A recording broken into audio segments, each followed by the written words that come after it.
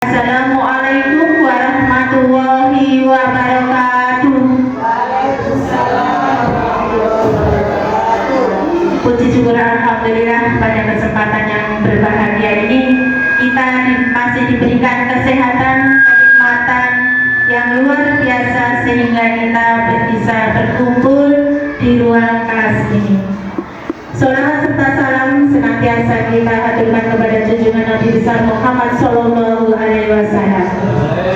Yang terhormat Ibu Kepala Sekolah SDN Wage 1, yang saya hormati Bapak Ibu Guru beserta staf SDN Wage 1. Bapak Ibu, pada kesempatan yang berbahagia ini kita akan melaksanakan diseminasi dengan tema rancangan program berbasis proyek komunitas belajar sekolah FAN tradisional Gimnastik oleh Ibu Nur Muslimatin Jannah dengan judul "Dengan Beregang Bukanlah Badanku, Lestarilah Budayaku".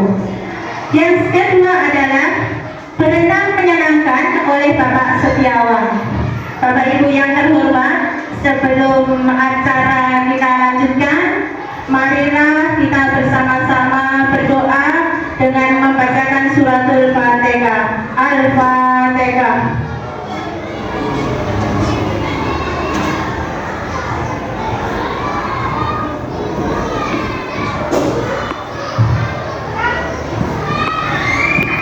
Amin, amin ya rabbal alamin.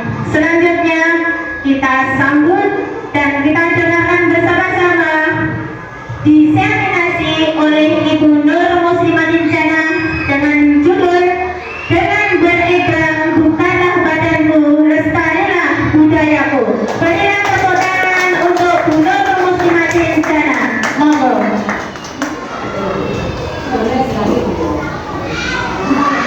Terima kasih. Assalamualaikum warahmatullahi wabarakatuh.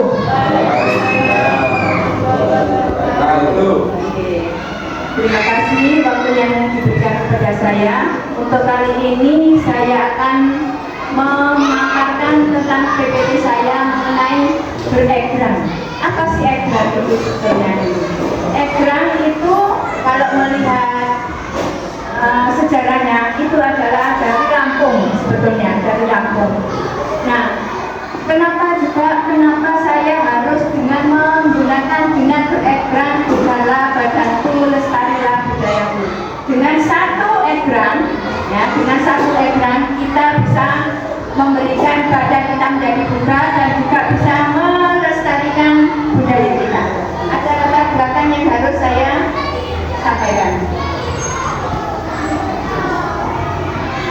Latar belakang saya yaitu dengan penelitian menunjukkan bahwa olahraga tidak hanya meningkatkan kesehatan dan kebugaran, tetapi juga berkontribusi pada kesehatan mental dan emosional. Nah, kalau kita berolahraga tidak hanya bugar badan kita, tetapi emosional kita juga akan menjadi stabil. Yang kedua, upaya melestarikan budaya tidak hanya akan memperkaya kehidupan masyarakat, tapi juga memperkuat fondasi bagi generasi mendatang dalam memahami dan menghargai warisan mereka. Dengan beregrang, sekarang banyak generasi muda, katanya sekarang Gen Z, ya, sudah banyak bergeseria, tetapi mengenai egrang belum tentu anak-anak kita tahu. Nah, oleh karena itu egrang nanti akan saya angkat dalam RTR saya, rencana tindak lanjut saya. Dengan demikian sekolah ini terletak di mana? Terletak antara dua kecamatan yang multilateral dengan berbagai latar belakang dan sosial maupun budaya. Oleh karena itu egrang akan saya angkat. Karena apa? Kalau di bahasa kami TJOK itu olahraga tradisional. Sekarang lagi dibudayakan, digalakkan dengan berbagai macam perlombaan. Nah, dulu di Sidoarjo di salah satu kecamatan Taman sudah mewakili nasional. Nah, oleh karena itu kenapa saya ingin egrang untuk ditingkatkan selain mudah dan juga murah. Nah, dengan menggunakan dua gula bambu yang bisa kita gunakan di mana-mana, bambu mudah dan murah untuk dicari. Oleh karena itu, salah satu bentuk dari berolahraga itu adalah bermain egrang. Selain mendapatkan kebugaran, juga dapat melestarikan budaya Indonesia. Lanjut. Tujuan, kenapa saya harus memilih egrang? Nah, tujuannya adalah meningkatkan kebugaran jasmani. Dengan apa meningkatkannya? Aktivitas rutin. Nah, rutin itu tergantung, mungkin bisa 1 minggu sekali, atau 2 hari sekali. Nanti kita akan rencanakan.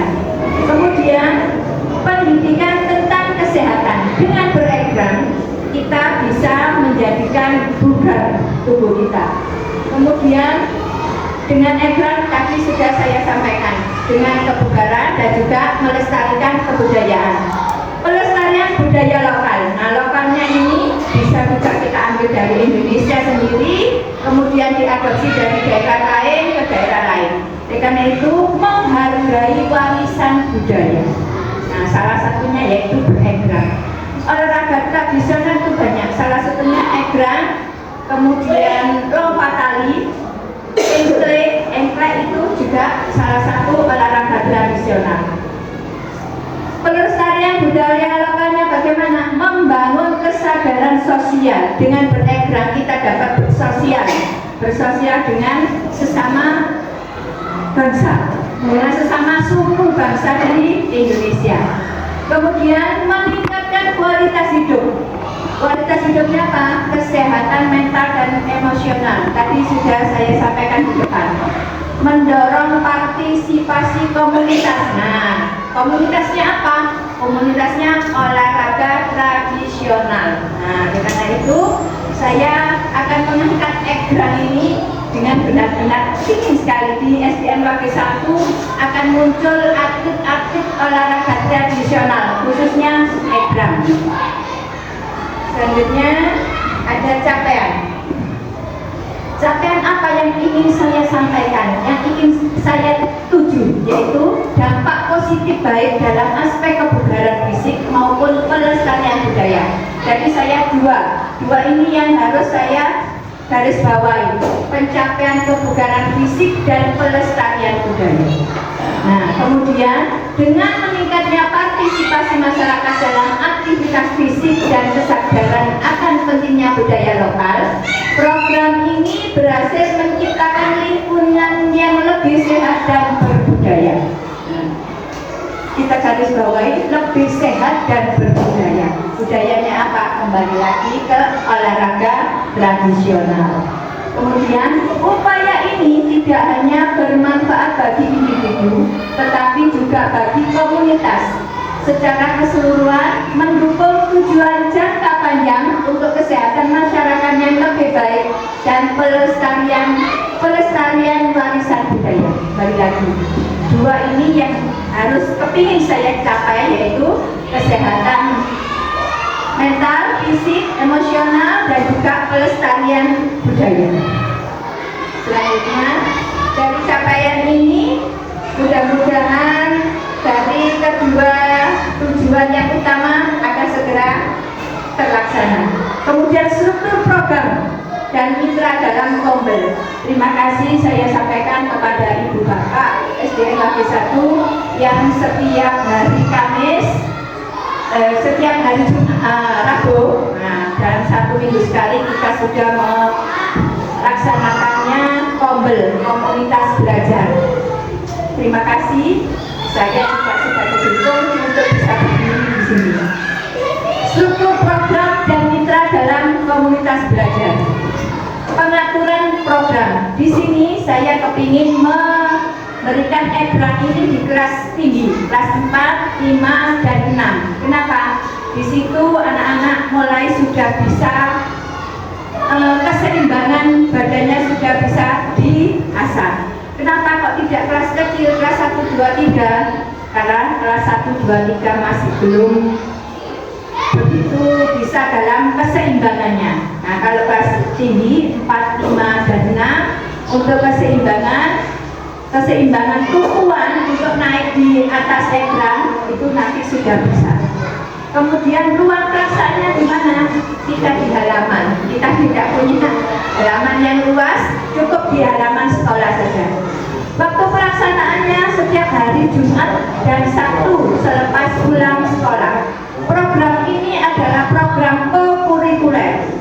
Kepinginnya saya seperti itu. Program co-kurikuler. Jadi anak-anak setelah pulang sekolah akan dilaksanakan program berekran. Nah, kemudian mitra-nya siapa? Saya sendiri. Guru PJOK 2 yang ada di Wakil 1 akan bermitra dan menjadi fasilitator yang utama. Yang kedua, guru TIK untuk membuat video tutorial dan poster. Jadi kita kalau komunitas belajar tidak bisa berdiri sendiri. Tidak bisa berdiri sendiri, saling menguatkan, saling mengisi dan saling mendukung. Itu akan menjadi lebih baik. Kemudian guru wali kelas. Kenapa guru wali kelas? Sebagai penyemangat peserta didik di setiap kelasnya untuk obrak-obrak. Nah, untuk obrak-obrak putra putrinya, peserta didiknya kelas 4, 5, 6 untuk mengikuti program ekstrakurikuler berekran. Oke, sampai di sini. Kemudian ada kapasitas sekolah. Kapasitas sekolah ini sama dengan aset. Nah, aset yang kita punya. Aset itu ada 7. Nah, yang saya tampilkan di sini cukup 5 dulu. Aset manusia. Aset manusianya itu siapa saja? Ada kepala sekolah, guru, kepala sekolah, guru, tenaga pendidik, peserta didik dan wali murid. Kalau kepala sekolah tidak mendukung, nah guru-guru kita, teman-teman kita kurang mendukung, otomatis semua program yang sudah kita rencanakan, sudah kita rancang baik-baik, kalau tidak ada dukungan, sekiranya kurang bisa bergerak, kurang bisa muncul ke permukaan. Oke, kemudian aset sarana dan prasarana. Kita punya halaman segitu ya kita nikmati halaman segitu. Dan apa? Dan peralatan ekran tentunya. Peralatan ekran itu murah meriah karena dari bambu. Nah, bambu di rumah juga ada, boleh. Nanti siapa yang ingin membuat, boleh, silakan. Kemudian modal sosial, komite dan kepercayaan masyarakat. Kenapa kok masyarakat? Kembali lagi ke wali murid. Wali murid itu juga bisa jadi wali murid. Nanti suatu waktu nanti menjadi masyarakat. Kemudian modal lingkungan. Nah, lingkungannya kita sudah bagus. Nah, jalanan kita sudah mulai bagus, sekolah kita sudah selesai direhab, dan udara lumayan tidak ada pencemaran dan tempatnya yang lumayan nyaman. Finansial bisa jadi sponsor. Sponsornya dari mana? Nah, bisa jadi dari stakeholder. Kita di sebelah sana ada pabrik, ada perusahaan yang mungkin bisa kita ajukan untuk menjadi sponsor di sekolah kita. Kemudian dana bos tentunya. Nah, dana bos itu kembali lagi untuk peserta didik. Selanjutnya ada rencana evaluasi. Nah, rencana evaluasi sebelum kita mengevaluasi, nah kita kembali lagi. Program-program kita sudah bagus apa belum, sudah tercapai apa belum. Nah, kalau rencana evaluasi itu apa saja? Pihak yang akan terlibat dalam evaluasi. Pihak yang terlibat dalam evaluasi yaitu peserta didik yang mengikuti program. Kenapa kok peserta didik yang nomor 1? Karena yang menjadi motornya untuk menjadikan program berekran itu adalah peserta didik kita. Kemudian guru yang terlibat dalam program. Siapa saja? Ibu, bapak, guru SDN Wage 1, terutama juga guru wali kelas, ibu, bapak, guru wali kelas, karena sebagai penyemangat dari putra-putri kita, khususnya kelas 4, 5, dan 6. Anggota komunitas sekolah, jadi semuanya, mulai dari siswa dan juga ibu bapak guru, wali siswa yang mendukung putra-putrinya untuk mengikuti kegiatan ekstrakurikuler di SDN Wage 1, khususnya dalam egrang tradisional, gimnastik katanya Bu moderator tadi. Nah, apa itu egrang? Kemudian alat pengumpulan data. Alat pengumpulan datanya berupa apa? Wawancara yang terstruktur dengan peserta didik, staf dan anggota komunitas. Wawancara yang terstruktur dengan peserta didik, dengan putra-putri kita, peserta didik di SDN Wage 1, khususnya kelas 4, 5, dan 6 yang mengikuti program ekstrakurikuler khususnya untuk egrang.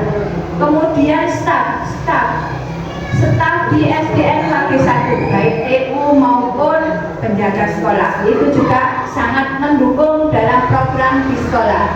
Dan anggota komunitas siapa? Kita semua, ibu bapak guru di SDN Wage 1. Survei untuk mengumpulkan data dalam jumlah yang besar, artinya surveinya nanti tetap kepada peserta didik kita kelas 4, 5, dan 6.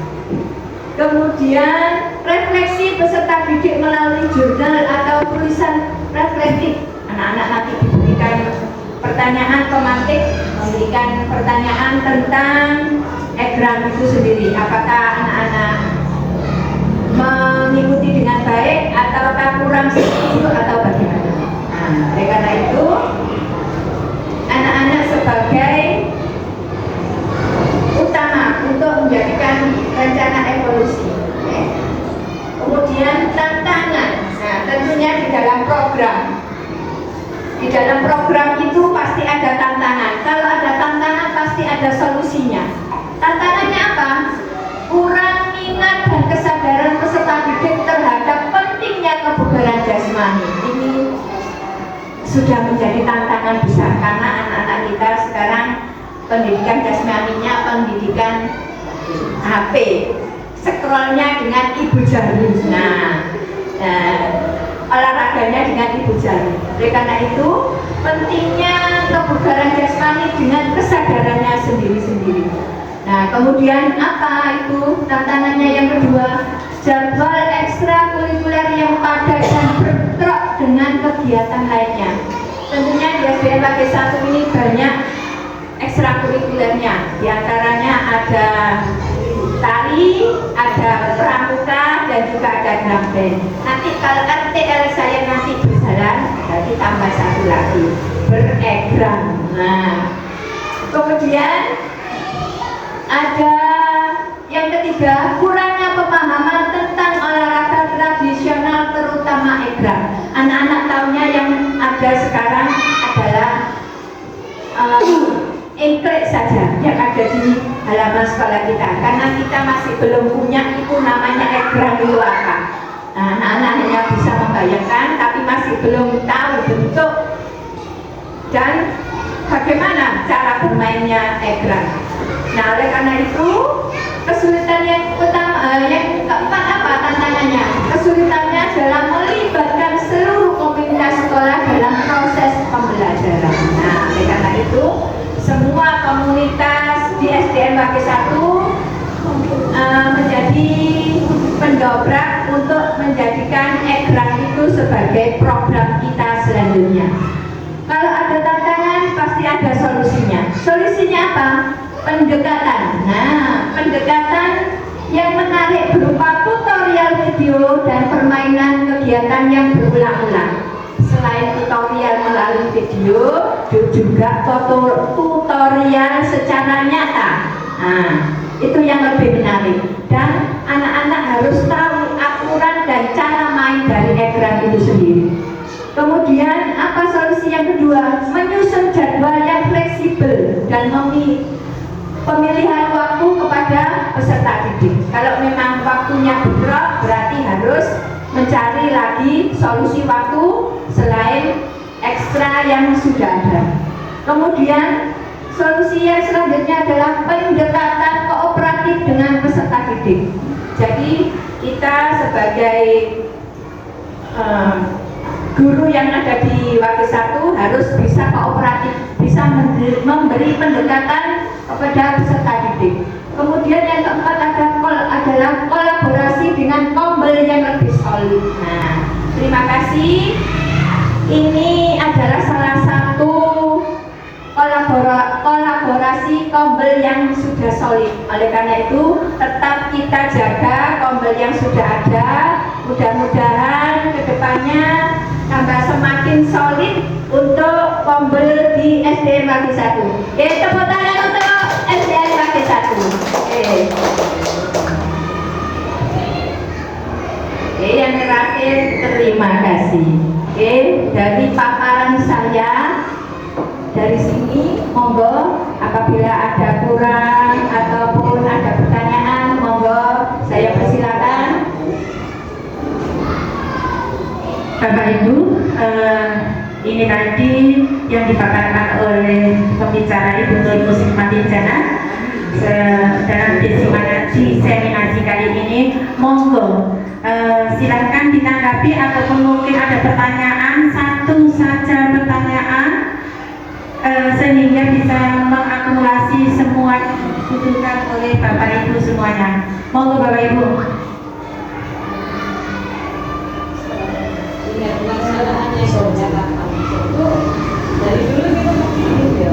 Monggo Bu Rini. Ini ada satu pertanyaan dari audiens kita yaitu Bu Rini. Kapan pelaksanaannya benar? Kalau bisa itu tidak hanya objeknya tidak hanya anak-anak, tetapi juga Bapak Ibu wali kelas atau Bapak Ibu guru, khususnya itu guru SDN Wakil 1, agar bisa memperagakan atau mempraktekkan juga egrang, tidak kalah dengan siswa-siswinya juga. Monggo. Itu bahaya. Bagaimana Pak? Ya, yang diusulkan Bu Rini itu bagus. Yang diusulkan Bu Mbak Katanya. Yang diusulkan Bu Rini itu bagus. Ya, cuma saya nambahkan. Ibu-ibu nggak usah bahaya. Jangan coba-coba udah usia. Bapak-bapak juga. Itu yang saya potong ya.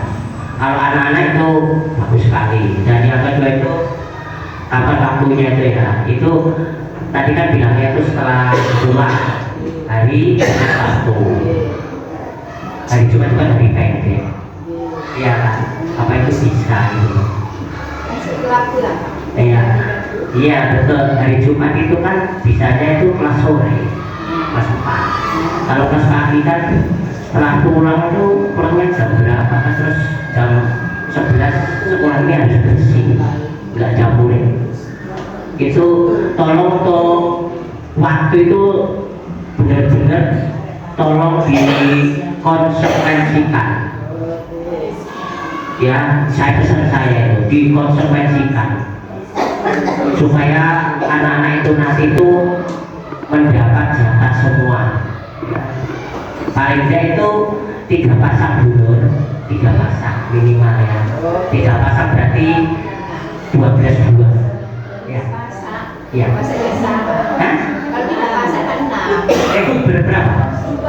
Oh iya 2, berarti 2, 3, 6 ya. Itu bulur yang saya usulkan. Jadi konsekuen waktu sama minimal 3 helai. Kita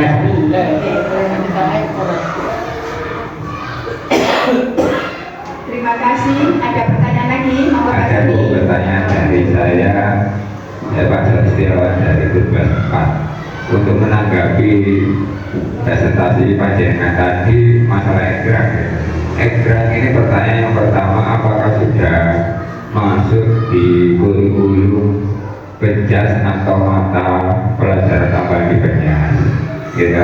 Terus yang kedua, apakah sudah masuk di tingkat core SD atau belum? Kalau memang sudah masuk, tindakan apa yang dilakukan di tiap SD untuk mengembangkan ekstrak ini? Terima kasih, Bu.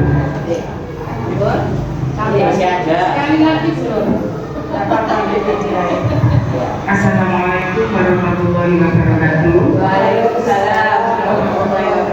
Mohon maaf, mungkin ya yang lain sudah bisa atau saya belum paham. Untuk ukuran ketinggian ekran itu apakah sudah standar dari sana atau untuk ukuran anak-anak dan dewasa itu berbeda? Maksudnya itu loh, panci aneh. Ngomong apa itu bahasa Indonesia panci aneh? Ya, ini cuma itu dulu. Barangkali sudah standar atau ada ukuran khusus anak-anak dan dewasa. Terima kasih, cuma itu yang saya tanyakan. Wassalamualaikum warahmatullahi wabarakatuh. Waalaikumsalam warahmatullahi wabarakatuh.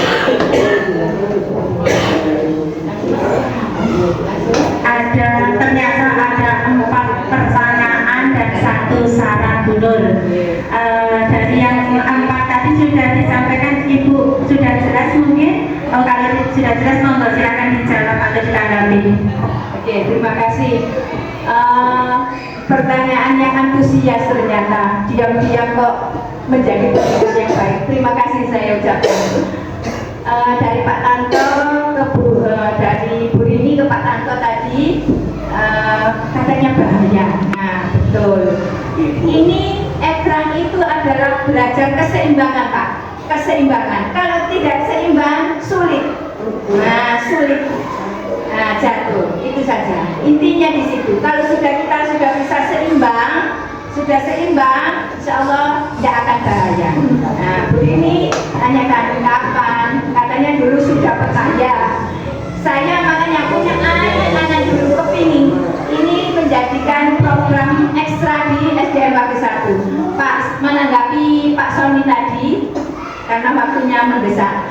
Menanggapi Pak Sony, apakah sudah masuk ke dalam kurikulum Sampun, Pak? Ini adalah olahraga tradisional. Meskipun di buku paket tidak ada namanya ekran, tetapi ada olahraga tradisional. Salah satunya adalah ekran. Itu sudah masuk di olahraga O2SM. Nah, tetapi tetap di olahraga tradisionalnya. Di olahraga tradisional, khusus di olahraga tradisional. Ada sumpitan kalau di olahraga tradisional. Ada sumpitan, ada ekran, itu sudah dilombakan. Di Kecamatan Taman saya sebut ya, salah satunya adalah ya, nah, sudah masuk nasional. Iya, ekran, khusus untuk ekran. Kemudian kuil tadi, ada kuil, ada ketentuannya, ini sudah. Ini ada 2 macam. Kalau kita belajar itu biasanya dengan batok kelapa juga bisa. Nah, batok kelapa. Zaman dulu batok kelapa. Yang pasti untuk belajar keseimbangan itu ya, Mas. Oke, terima kasih untuk antusiasnya karena kita terburu oleh waktu. Demikian yang saya sampaikan, mudah-mudahan RTL kita ini sudah nanti bisa terlaksana di SDN Waktu 1. Terima kasih. Assalamualaikum warahmatullahi wabarakatuh. Tepuk tangan untuk Bunur. Demikian presentasi diseminasi yang telah disampaikan oleh Ibu Nur Muslimatin Jana yang luar biasa. Program yang akan ditampakkan atau dilaksanakan lebih mendetail yaitu program pelaksanaan ekran. Ya, ini mengangkat budaya daerah karena ekran itu ada cerita